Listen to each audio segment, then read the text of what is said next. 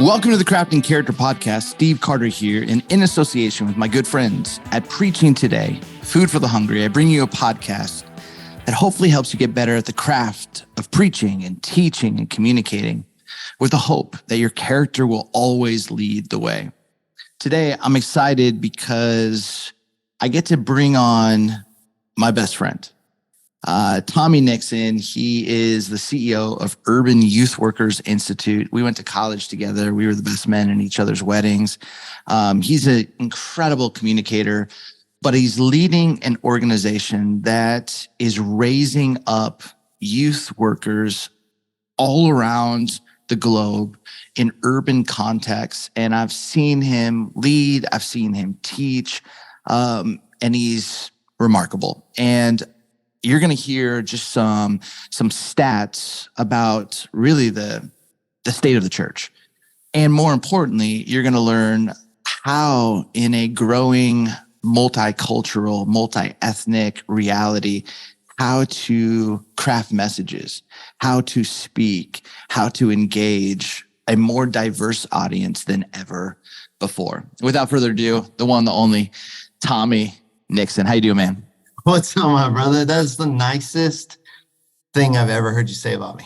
It's been a long time coming, and yeah, I appreciate that these people are going to hear that, and you're gonna record it and just play it over and over again. Yeah. So I really wish we would have recorded our best man speeches. Oh, and just really put out a poll and see which one was better. Which one was better? Yeah, that's right. Because mine was good. We'll see about that.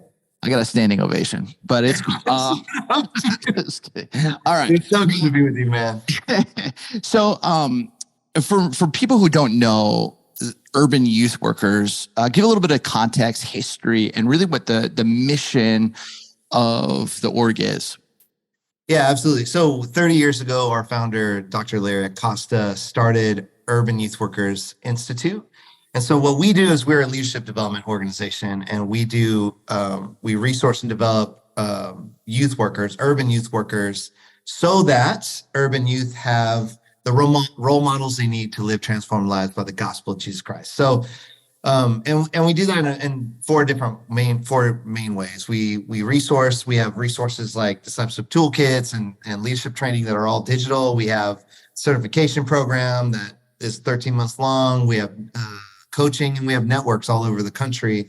And we also work with leaders all over the world as well. And so that's what we do. But really the core of it is this, and this is why I think it's so important that, that people understand this. So if you're listening to this, you're a pastor, you're out there teaching, you're trying to give the gospel to the world. I want you to understand this, that the world is increasingly, it's young, it's urban, and it's multi-ethnic. And what I mean by that is those who are 25 under is like 42% of the global population. In our country, 80% of people live in cities. And so that physical urban space. And then it's multi-ethnic. By 2045, the majority in our country, guys that look like you and me, Steve, we become the minority. But for those who are 20 and under, that already happened. And actually in 2020, the majority of people who are 20 and under are now majority people of color. Not only that, but I would also want people to understand that urban culture is the cultural currency globally. Well, what do you mean by that when you say urban culture is the currency? Yeah, so when you think about any, like culturally, like everything that from media to marketing to music to clothes to language to styles to all that globally is coming from an urban space. And so the urban culture in the United States, we've exported that all over it. And so I was in Tel Aviv, right? I went to Israel, I went to the Holy Land, and these guys took us on a graffiti tour in Tel Aviv. And it looked like graffiti that you'd find in the Bronx. Like, it was amazing. They not only had the art, but they had the philosophy behind it. I was in Spain with you last year on the Camino, and we're in Spain, and I see all these young, high school students, and they're all wearing Dunks, They're all listening to hip hop music. So that kind of that kind of culture, it's been exported and it's all over the world, and it's coming from that. I had a resource partner once tell me, they're like, yeah, but that's not true. What about those white kids in the Midwest? And I just said, take any one of their phones and look on their TikTok, and every dance and song and all the language, that's all urban culture. So when I look at all those things and you see the demographics of that, and you're thinking about how do you communicate the gospel to this next generation, the other reality of that is 1.2 million young people are leaving the church every year. So I just take all those things and I go, well, then who are the most important people that we can resource to see this next generation come to know Jesus and receive the gospel and for the future of the church? And I would say it's urban youth workers, not the organization, but those who are coming from urban spaces, those who speak the language of that and can directly engage with this next generation to preach the gospel. And so I think it's really important. So talk about that. Like for when you I serve on the board of Urban Youth Workers, and so I'm a big fan of what you guys are doing. I think when I look at these urban cities, like you mentioned the Bronx, and Chicago, you can start Oakland, you can start naming a bunch of cities across the globe that you guys are like really have these amazing networks of pastors.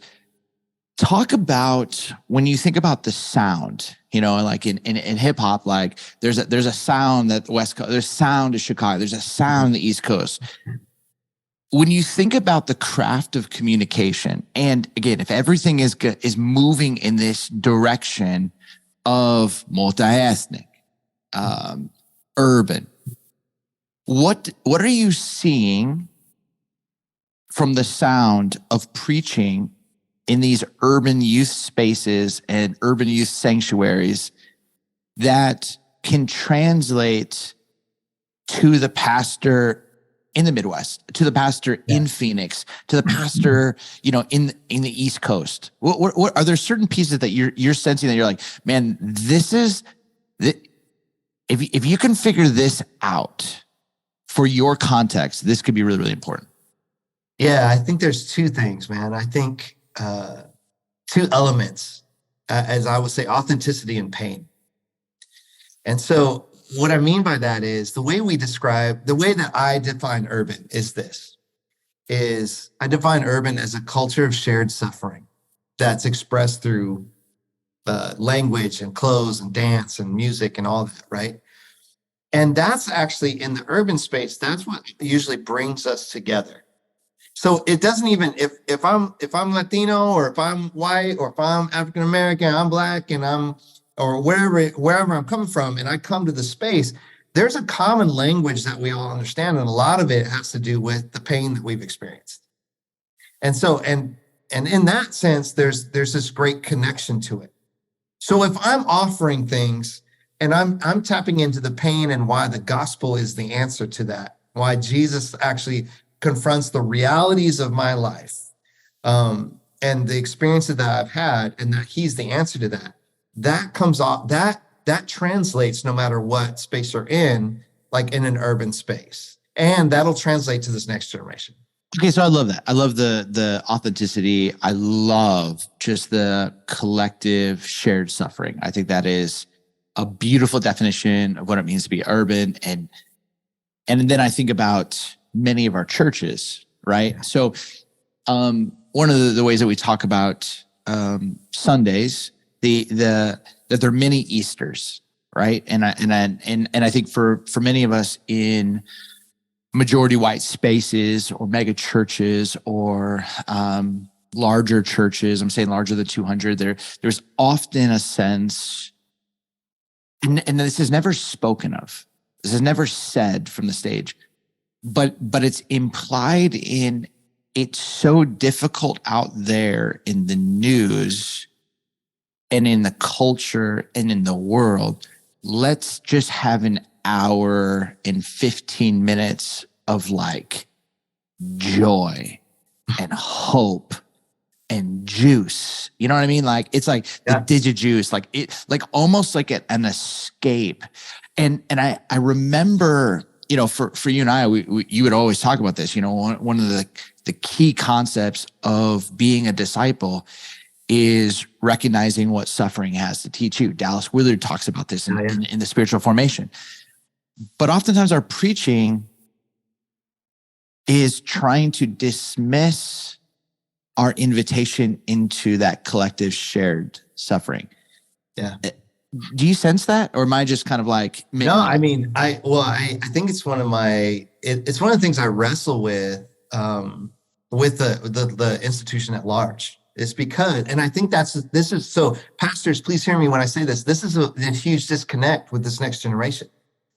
Is you have to remember when they were born. If they're born in and around 2008, like global collapse, financial collapse, and then they're becoming adults in a global pandemic, and then we're in the worst political time that we've ever been in. We're in the most divisive time in my life, in our country. And the church is at the forefront of that, and so they have a lot of ideas about that, what that means, and all that. And then I just want to come up and have this really happy, like hopeful, like, no, man, you know, it's all just do this and just come and listen to our music. And I'm a really awesome speaker and I'm just going to make you laugh. Like, they're literally looking for, how am I supposed to survive in this world? But what they care about is they care about justice. They care about real life. They care about loving their neighbor well. They care about and all the things they actually really want. You know, their identity, belonging, their purpose is found in the gospel. And so we need communicators that can, in a sermon, can walk the line between, let me be honest about what's really going on in the world, and then let me show you how Jesus actually fulfills that. And the authenticity piece is, and this is how it works out through my life. And so when you have those three elements, as I craft a sermon or as I go to speak to people, I'm always thinking about the crowd that's there. And I literally will change language. I'll change, but to make that connection happen. But I don't ever really change the authenticity, the way that it lives out through my life, or the painful part of it. Because in our context, that is so prevalent all the time. And so if you're going to reach this next generation, they're already experiencing it. And they experience it all the time. And so if you don't bring it up, then it just feels like what you're talking about is not real. Yeah. That makes sense? Yeah, totally. I never give people questions before I do a podcast because I just want to see what wants to happen, like where the conversation goes. I love what you just shared with kind of when you're putting together a message and you're talking about, hey, like in one sense, I got to talk about the way the world actually is. I got to overlay what the gospel and the good news and Christ has to, and the kingdom of God has to say about that. And it's amazing because, you know, even Jacob, and that name in Hebrew meant deceiver. That's who he was. And he wrestles with God, and God says, you know, finally for the first time ever, when he's asked what his name is, he doesn't try and say Esau. He says, I am a deceiver. I'm Jacob. That's me. And God says, no, your name is Israel, which means to struggle with God, to struggle with each other. Yeah. And I think in one of the senses of midrash, you know, the orthodox sense of diving into the text and understanding the way the world is a healthy struggle. And that's something I've always appreciated about your preaching is, and the way that you share is you don't back away from the struggle. It's like, in Talib Kweli language, there's a beautiful struggle. Like it can be like redemptive and seen. Here's what I want to ask you. In view of all of that, give me an example.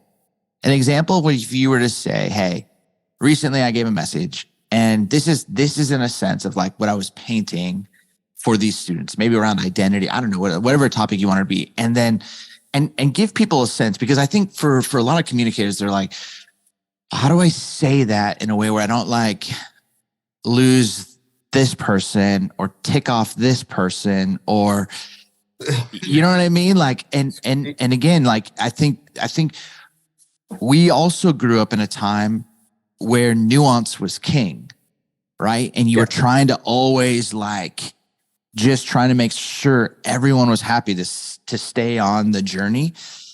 But I think if you're going to lean into it, give us an example of how you do that.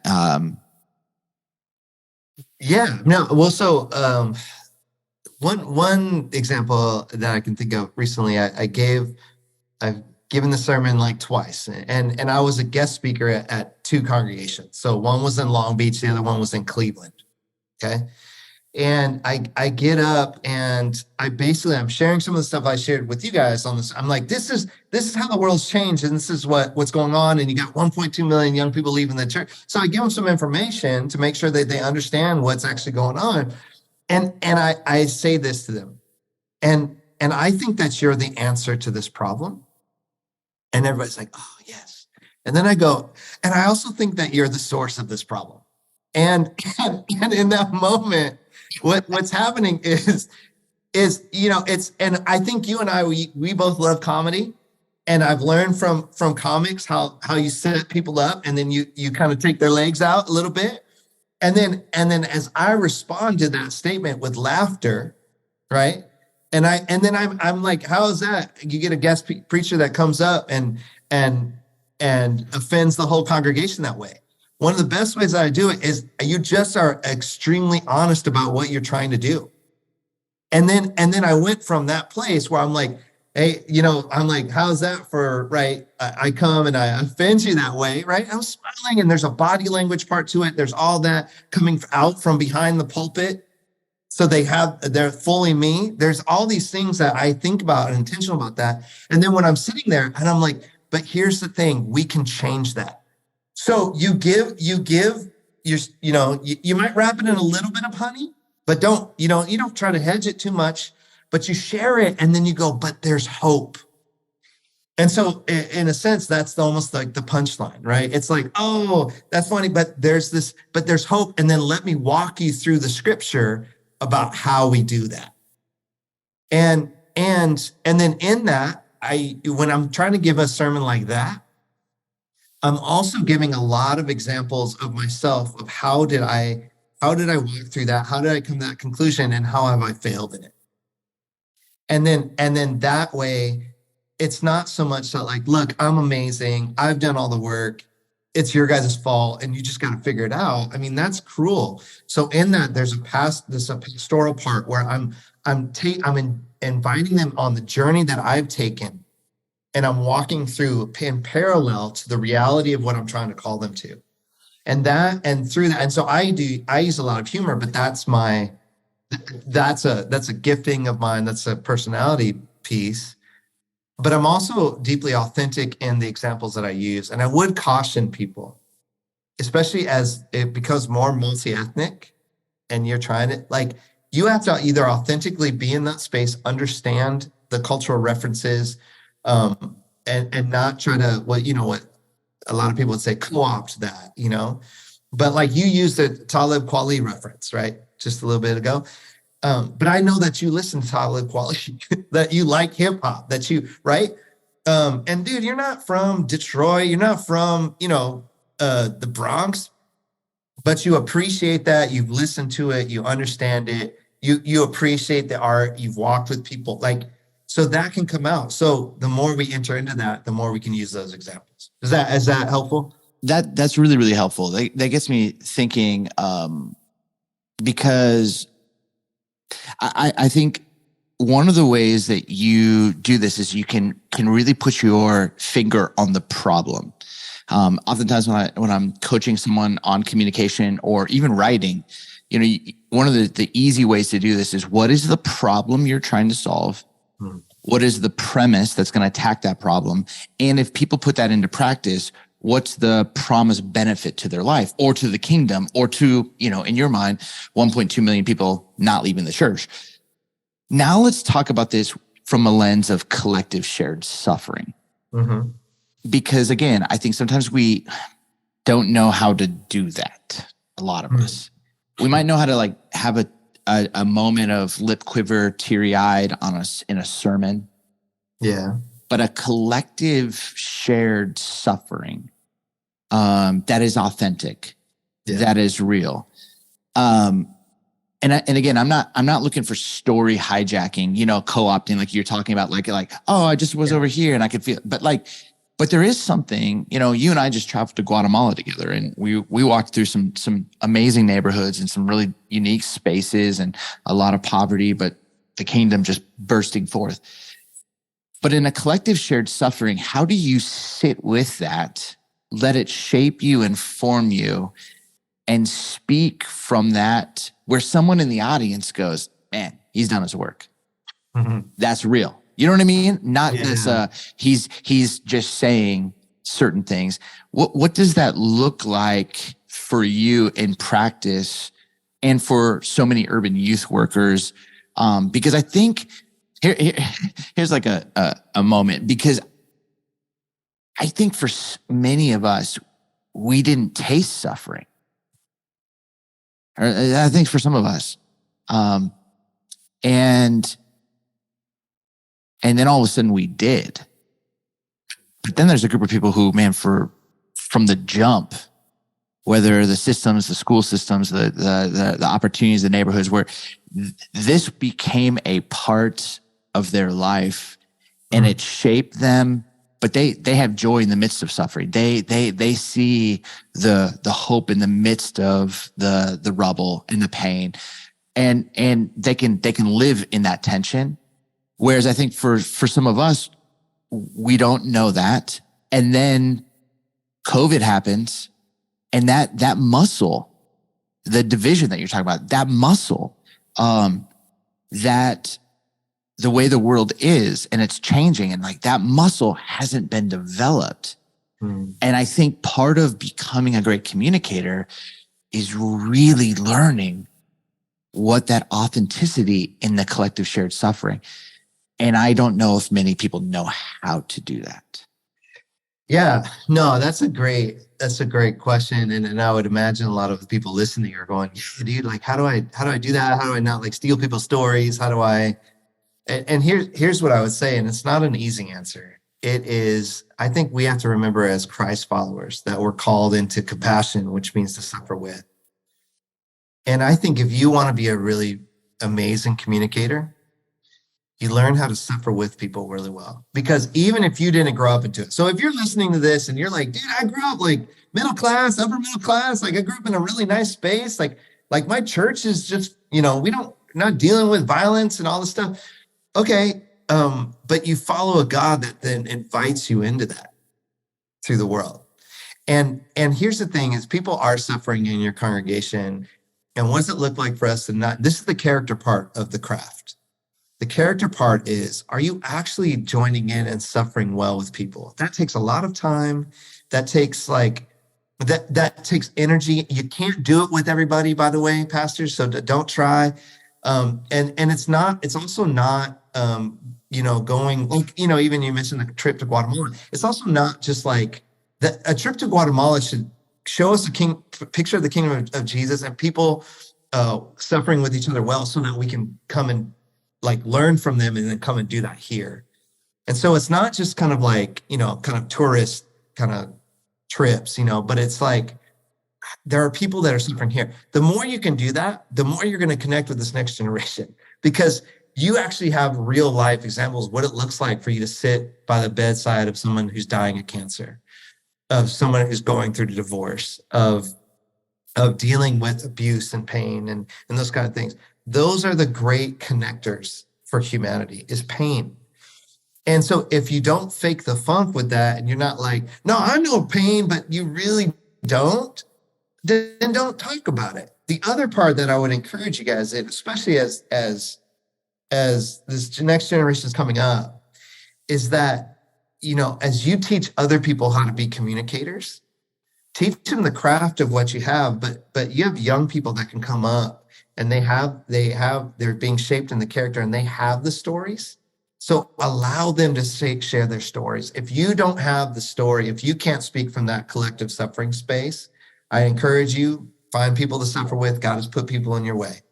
but then you can also invite young people and other people, people of color in your spaces, people that are coming from these spaces of suffering, and help them with the craft of it.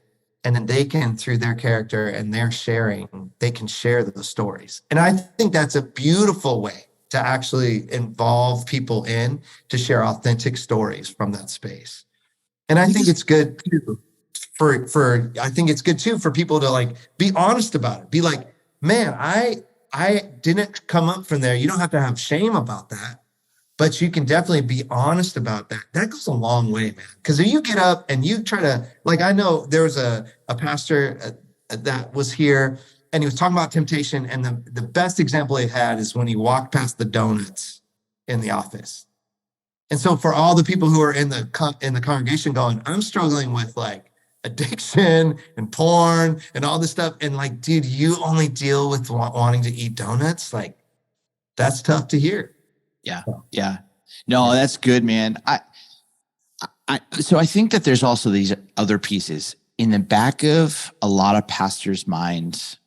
You know, it's, and I've sat with therapists who work with pastors, and some pastors, like I do all of my counseling on Mondays because I need as much time before the weekend comes, right? Like I think sometimes, the fear of suffering with that level of compassion will overtake them in a moment, and they've lost control.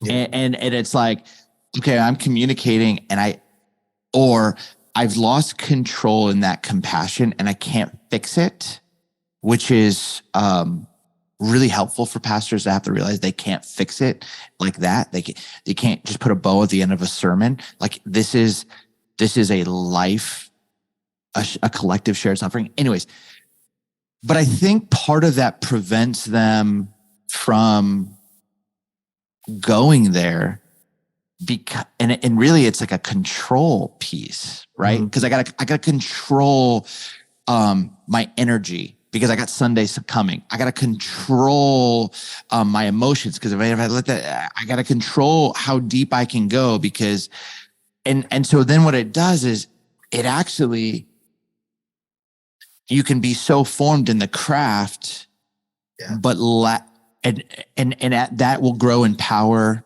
that will grow in potential narcissism, but you're actually losing out on the empathy and the compassion. And it feels slower because you're walking with, and I know you and I have chopped about this. So talk about that, because again, I think there's that level of resistance. And I always think resistance is our friend, like not to run away from it, but like, how do you walk through that? Talk about that.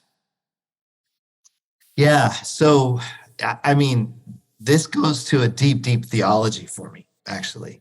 And so I have a theology of suffering, which I know is not super popular, right? Especially for church growth. You know what I mean? It's like, hey, we're going to talk about suffering, but here's the deal: is that I ask the question why a lot. So I go like, God, why did you call me into this work? Why do you want me to preach this? Why am I here? Like all these questions.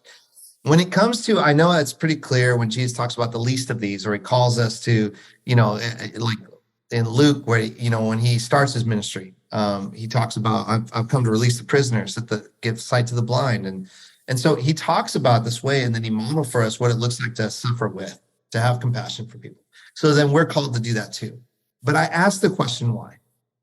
And why do I have to do this? And in my experience, what I've discovered is the why is not so that I save them or that they get saved. The why is not so because they're hurting, so I got to rescue hurting people. That's not the why, because if that was the why, we'd burn out and we'd quit, which a lot of us have done, right? Or we go, I don't have the energy or the bandwidth to do this because God has given me this. I got to preach on Sunday, right? The reality, though, of doing that actually is I suffer with people, and God calls me to that, so that I get in over my head. When I get in over my head, I realize exactly what he said. I can't save them. And as soon as I realize I can't save them, I run back to God. I'm like, God, I can't do this. I got to preach on Sunday. I got to do all this. I got to take care of my family. And God's sitting there and he's like, yes, I know. That's the point. Because what suffering well with people is, it's a cure to our independence from God. And if you as preachers and communicators really want to reach this next generation, if you really want to see people transform and come to your church and be discipled and all that, then you actually have to be living this stuff out. Because, and here's the indictment on all of us. If you have 1.2 million young people, and if you're like, where's he getting this number from?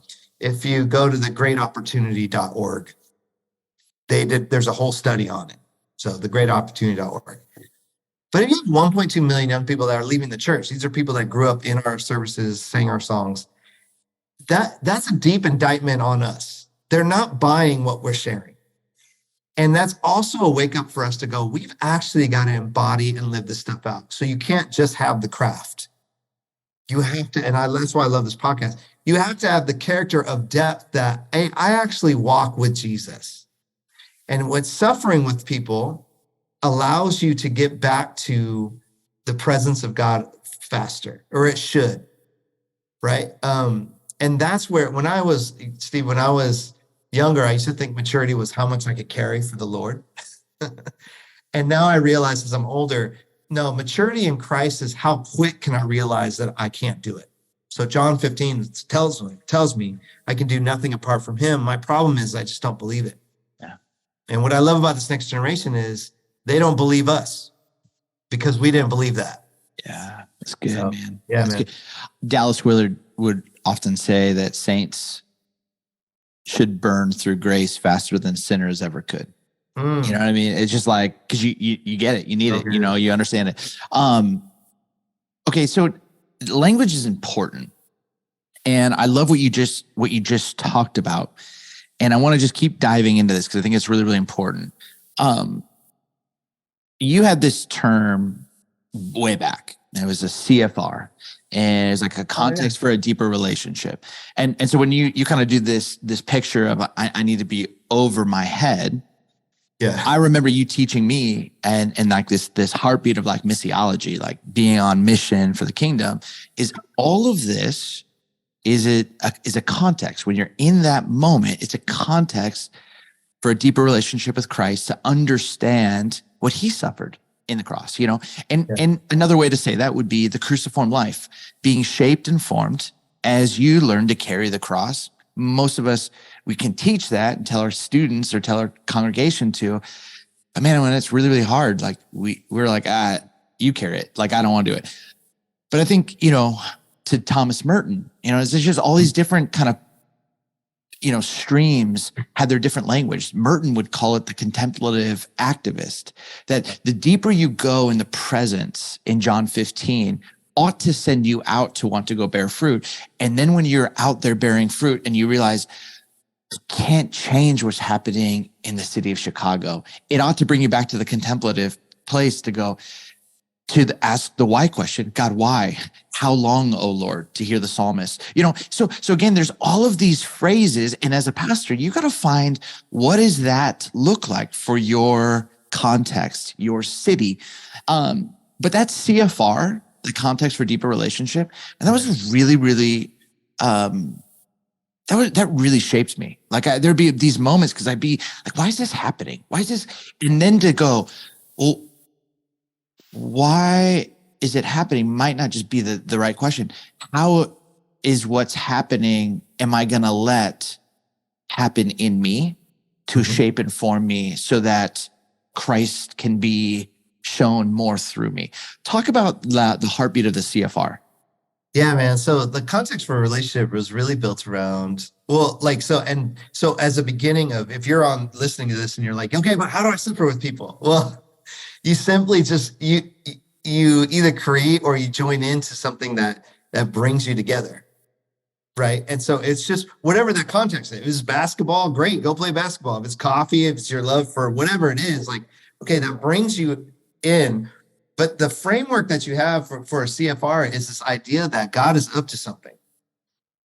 And here's what I would, just caution all of the communicators listening to this, all the pastors listening to this. So often when we use the term ministry, we think of this idea, it's static.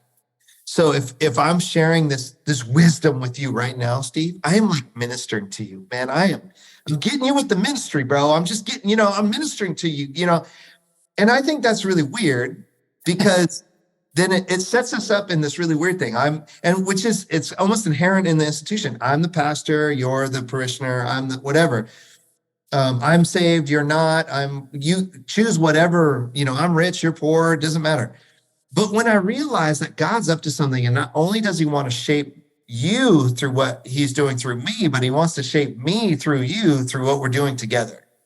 That's the CFR. That's like, okay, God's always up to something. And if you're not actually joining in and living out, and you're just working on the craft of sharing Jesus things, you miss Jesus in the midst of that. And he warns us in scripture where he's like, you'll say to me, Lord, Lord, didn't we prophesy in your name? Didn't we healed in your name? We did all these amazing things. Hey, Lord, Lord, I created a church and I gathered 10,000 people. And he goes, yeah, but I never knew you. So this idea of like a context for relationship is this idea that God's always up to something. And if you're not practicing the presence of God in and with other people, and you're not learning what it looks like to suffer with others well, like that's our job as pastors. Yeah. But so many of us are so busy, so inundated, so worried, so burdened with, okay, what's this next Sunday? What's this next gathering going to look like? What's the money? Where's the money going to come from? Where's all the things that we actually forget the practice of it that then should fuel our craft, which is being communicators. So I think we've taken our role as communicators too seriously and forgotten the character part of it. And what shapes our character is the suffering part, is the context for relationship, is the actual life on life, like I'm walking with these people. But it's tough when the institution and all the people that we're leading, we get the praise for giving really good sermons or giving great communication. It's harder to get the praise for, in the quiet of your home and between you and your wife and your friends and your inner life, you're really solid with Jesus. No one's given the ups on that. Why? Because it's a process and it's really difficult to do. Yeah. But I'm telling you, if we want to reach this next generation, we need authentic leaders. I would rather, all of you listening, I'd rather you be less good at preaching and communicating and better at the character. Yes. Because and here's I think the trick, I think the paradox of this whole conversation is, I actually think though that if you focused on the other, your communication would be much better. Yes. I think it would be richer. I think the Holy Spirit would work through it in ways that you haven't even experienced yet because we've been so focused on it. And I think that when you get to that place, then it almost has nothing to do with you. People start going, dude, what the heck just happened? And then you can point to, wasn't me. I spent so much time in the presence of God. You experienced the kingdom of God and the Holy Spirit. And I got to be front row for that. And it also changed me. Yes. That's the dynamic process rather than the static, I got to get really good at this so I can do ministry to you, rather than I'm joining in what God's just doing overall. And it's beautiful. So it's a real, really weightier way of saying how I often will say, we don't transfer information, we preach from a transformed place. Oh, that's really good, Steve. You're good. Yes. But I think that piece is like, well, what does a transformed life look like? What does a transformed place look like? And I think it takes that time where the character, where you open yourself up, you're vulnerable, authentic to the suffering that's around you. And you're actually working towards mutual flourishing, and not just, I know this great Greek word and I'm just going to transfer that to get an up from, I'm a great communicator, Yeah. And so part of that is in there.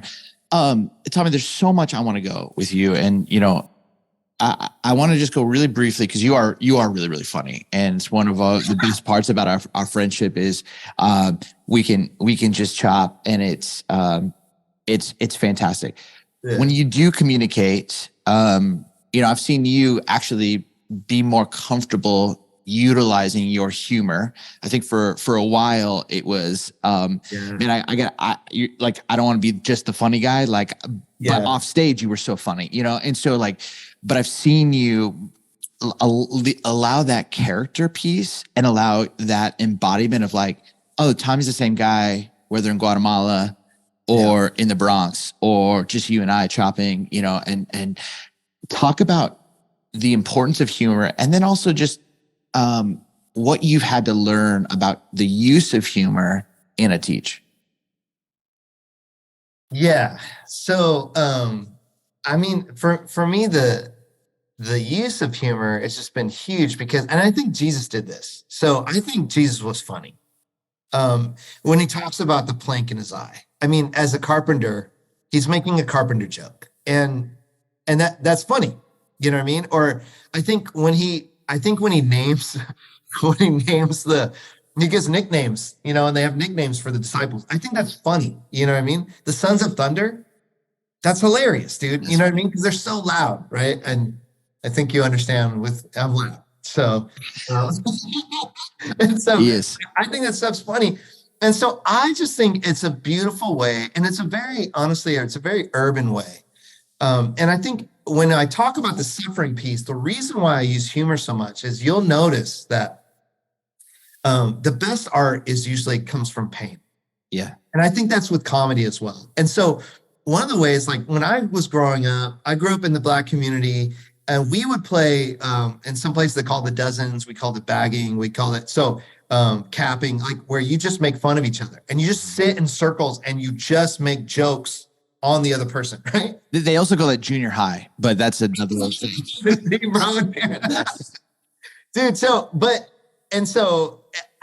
you get into that space, but a lot of times the reason why we're all laughing about it is because you're either laughing or you're crying. Or you can't cry or carry the weight of poverty and violence and all that. You can't stay in that space all the time. So you got to have humor about it. And that's so out of that experience for me, that's why humor is so important into connecting with people. I have found it. So when I'm crafting something, though, I always have to understand my audience, and you have to understand culturally, because white folks will take a joke differently than Black folks, than Latinos. Then there's very specific cultural jokes that you can make that I'll make so that they know that I know that I'm from that place. You know what I mean? So I'll use humor for a couple of reasons. One, I'll use it to connect. So they're like, oh, dude, this dude's funny. And he knows something. I'm dropping dimes. I'm like, hey, I want you to know that I understand where you're coming from. I'll use humor as well to deliver difficult, hard things, right? I won't be goofy about that, but I'll use it in a way to lighten the hit on them so that they can actually hear what I'm saying. And a lot of times I use that a lot. And then I use humor as well. I use it as a means of communicating humility. So self-deprecating humor to a certain degree can be really helpful at connecting an audience to you so that they know that, hey, I'm just a regular guy. I'm a sinner as well. And I'm here as well. I don't think I'm better than you. And here's why. And then, you're getting into the thing. The only thing I'd share on that part is you don't want to do it so much that people cringe, that they start to feel bad for you. You want to do it in a way where you're still confident, but you're like, yeah, dude, I'm not all that. I get it. Yeah. So a lot of ways, that's how I use humor. And I think it's a really important part. And I think it's an important part in connecting with this next generation, especially in an urban and ethnic space. Yeah. Because you right, like what I said, you're either crying or you're laughing. Yeah. And I think a beautiful sermon takes you on a journey of both. Yeah. Well, two pieces on this, and communicators, I want you to think about this. Oftentimes we're very, very intentional with our introduction. You heard even earlier in the podcast, Tommy talking about the intentionality of I'll step away from the pulpit and let people see my whole body. That's a blocking kind of posture to let people see all of you, not have any barriers.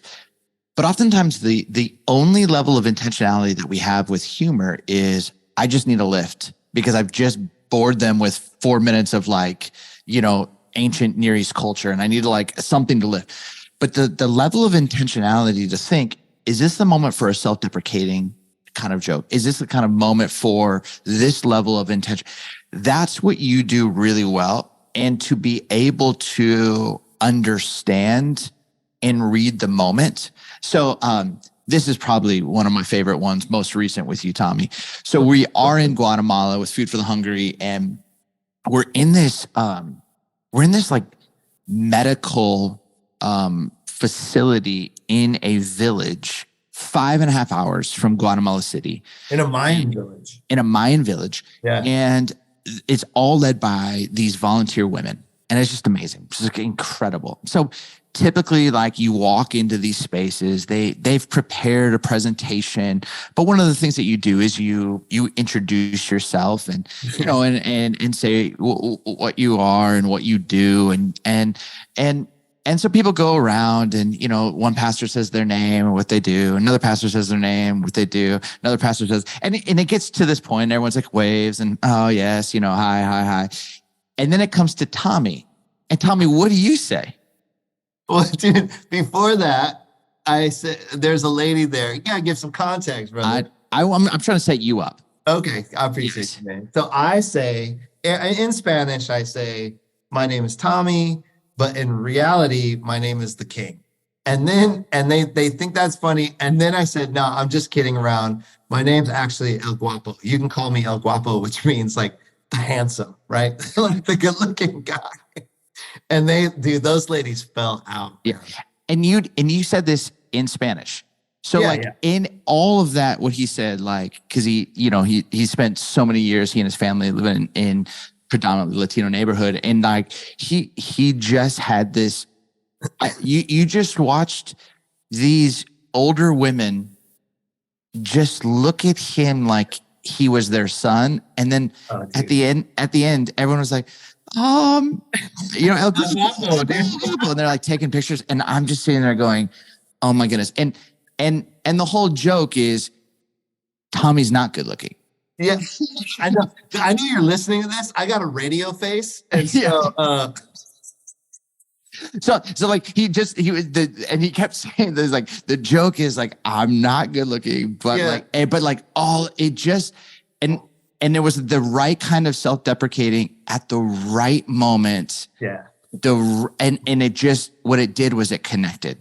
And I love Maxwell. Maxwell says, like, everyone communicates, few connect, right? Mm-hmm. And few have that ability to draw people in. But here's the second piece I want you to understand. And I didn't believe this. For many, many years. But a mentor of mine told me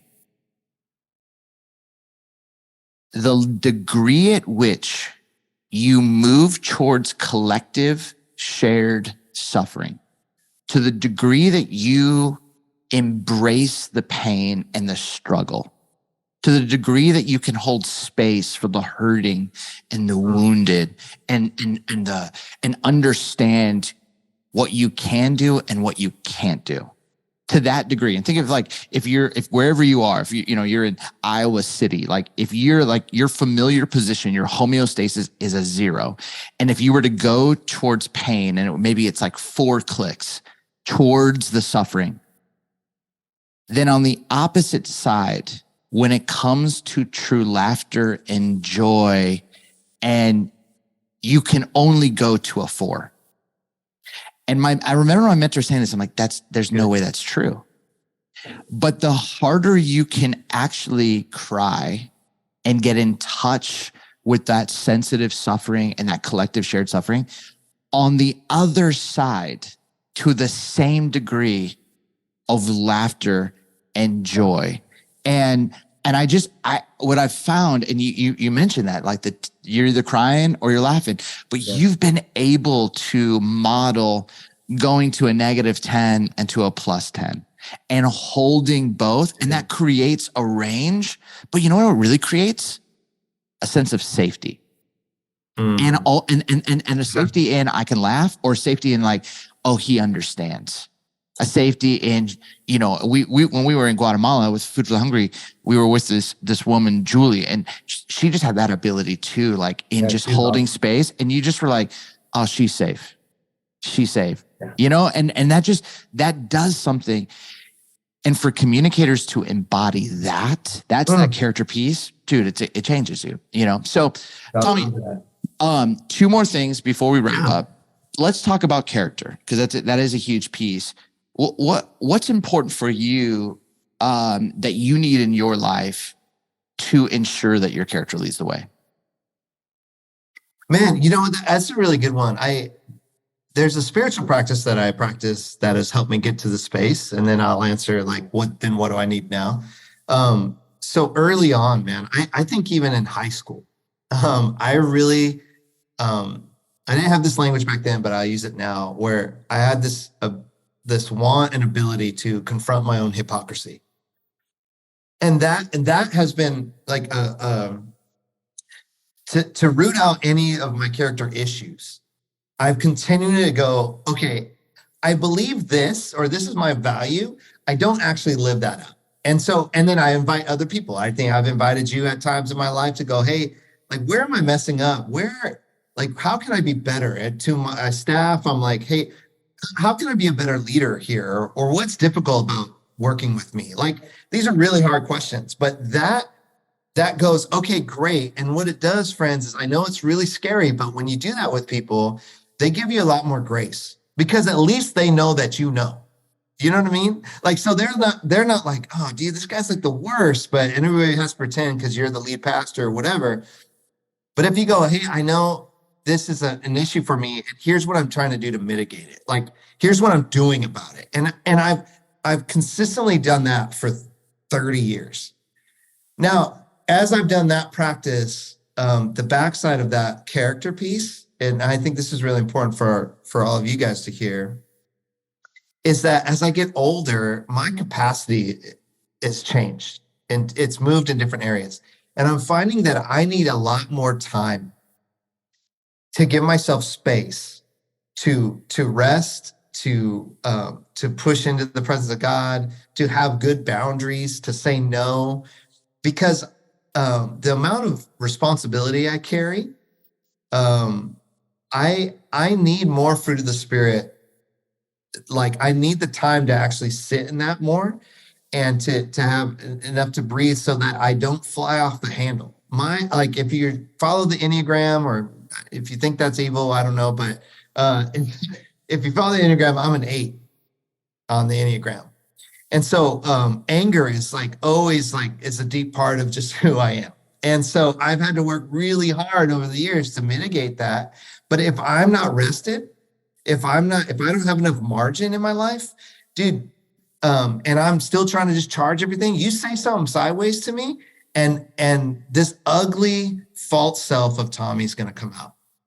And those are the character leaks that I use as a barometer to go, man, like, why? Like, the other day I was driving and somebody drove a certain way, and dude, the things that came out of my mouth, I'm like, I literally stopped. I was like, dude, what is going on with me? I'm feeling stressed. I'm feeling overwhelmed. I'm feeling like overburdened. I need space. And so there's a lot of things I do. I have a really clear like rhythm of my life that I lead by, so that I have that space and that I'm dialed into God, and I'm saying no all the time. But that's really the core space for me, especially in this time of life. I have 5 children, ages 16 to all the way to 5. I run a national and international nonprofit. You know what I mean? There's a lot of things I'm doing. I used to be a pastor I planted a church. Those were one of the things I had to say no to. And I had to pass that leadership on. And so making those hard decisions, I think, gives me the space to then deal with the emotional amount of energy it takes for me to ask myself, where am I a hypocrite? Where am I not doing well? What do I need to deal with internally in my healing and the trauma and all the things? You actually need space and time for that. And if you don't deal with that stuff, it will come out. Like Steve's, experienced that in really deep and ugly ways. Like, sure, a lot of you guys have. So many pastors have experienced difficult church hurt And if you don't want to be that guy, like, you got to give yourself space to deal with that stuff. That's what I would say, man. I love that, bro. I think the space to attack the hypocrisy, or, and hypocrisy is just where we act. And so the space to attack where we act. And I think to think about that, and really begin to process and figure out what's the next best right step. Tommy, thank you just for sharing. And I think, man, you gave us a ton to think about. One of the pieces that I wanted to really do is, I think that there's some people who are like, okay, 1.2 million urban youth, all of this stuff, like, you just need to learn more. I'm going to learn more about what Urban Youth Workers is doing. Yeah. I wanted to like kind of pull together just any of our listeners. And this would be like the first time we've ever done anything like this. It might be an epic fail. I think you're all going to show out. But like, what we wanted to do on July 23rd, it's a Sunday night. It's 7 p.m. Central Standard Time. So 5 p.m. on the West Coast, 6 p.m. in the Mountain Standard, 8 p.m. on the East Coast. Tommy and I are just going to host a conversation, and it's going to give you a chance just to engage, ask questions, and to actually learn more about what Urban Youth Workers Institute is doing. And I think this could be an amazing kind of learning, amazing opportunity for you to go like, oh, wow, like that's a little like 201, 301 from what we talked about today. And maybe there's some opportunities for some real engagement out of it. And they'll have some amazing things to share. Where you can find information about that, I'll be posting about it on my social media, at Steve Ryan Carter on Instagram, also Crafting Characters Instagram. We'll have it in the show notes as well. But Tommy, talk about where they can find you and your org. Yeah. So, I mean, if you go check out, it's like the worst acronym ever, but it's uywi.org.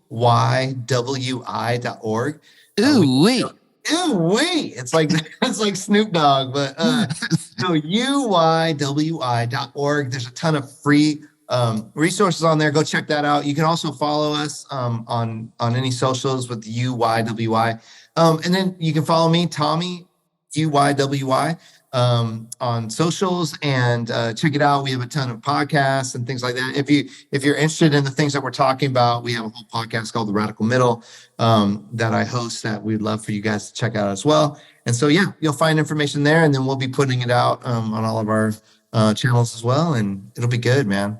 And you can also go to tommynixon.org. You can learn a lot more about who Tommy is and some of the stuff that he's doing, whether coaching leaders and speaking, teaching and stuff. He's fantastic. So without further ado, friends, thank you. Thanks for going on this journey with us. I really want you to think about, what does it look like for you this week to suffer with, to actually showcase and embody compassion. I imagine for many of us, there's going to be a little bit of resistance, but I would just invite you to ask the Lord about it and see it as one of those CFRs, a context for deeper relationship.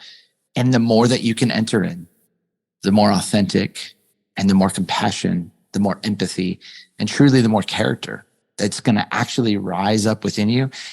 And I totally agree with Tommy. The more compelling your messages will actually be. And that's what I'm praying. Yes, I want you to get better as a teacher, but I always want your character to lead the way.